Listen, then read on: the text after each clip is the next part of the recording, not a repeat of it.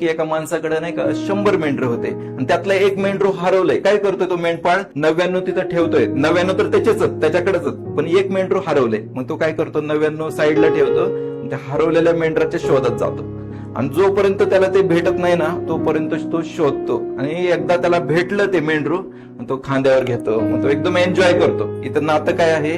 देव आपला कोण आहे? मेंढपाळ आहे आणि आपण सगळे कोण आहोत? त्याचे मेंढर आहोत. मेंढपाळ या नात्याने का त्याची जबाबदारी आहे मेंढरांना सांभाळायची, शत्रूपासून वाचवणं. काय मध्येच नाही का लांडगा येतो, मध्येच नाही का सिंह येतो, मग त्याच्याकडे काठी असते मेंढपाळाकडे, मग त्या काठीने तो हाणतो नाही का सिंहाला, लांडग्याला.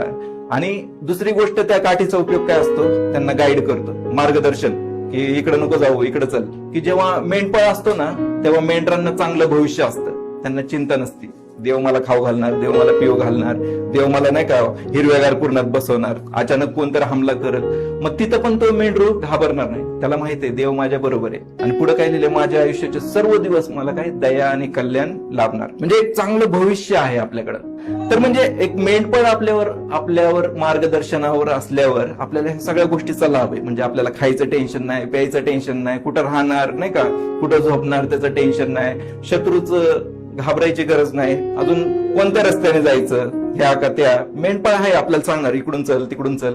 आपण भटकायला लागलो की तो काठी आहे त्याच्या हातात, काठीने तो काय करतो? मार्गदर्शन करतो. मग तो सांगतो इकडून चल.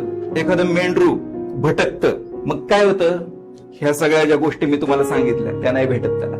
मग त्याला खायचे प्यायचे वांदे, त्याला निवारा नाही, मध्येच कोणतर सिंह येणार, मध्येच कोल्हा येणार, त्याला खाणार. म्हणजे हे सगळे भीती आहेत. म्हणजे त्यामुळे नाही का मेंढराच्या कळपात राहणं खूप गरजेचं आहे. आणि मग जेव्हा एक मेंढरू दूर जातो, तो नाही का सगळ्या हमल्यासाठी तो ओपन आहे. म्हणजे सगळीकडून त्याला हमले होऊ शकतात जेव्हा ते देवापासून दूर जातं, कारण हे संरक्षण त्याला भेटत नाही. जेव्हा देवाने सगळं जग बनवलं, मनुष्याला बनवलं, मनुष्याने पाप केलं आणि देवाचं मनुष्याचं नातं तुटलं आणि मनुष्य देवापासून दूर गेला. लूक 19:10 मध्ये काय लिहिलंय? कारण मनुष्याचा पुत्र हरवलेले शोधण्यास व तारण्यास आला आहे. मनुष्याचा पुत्र म्हणजे कोण? प्रभू येशू.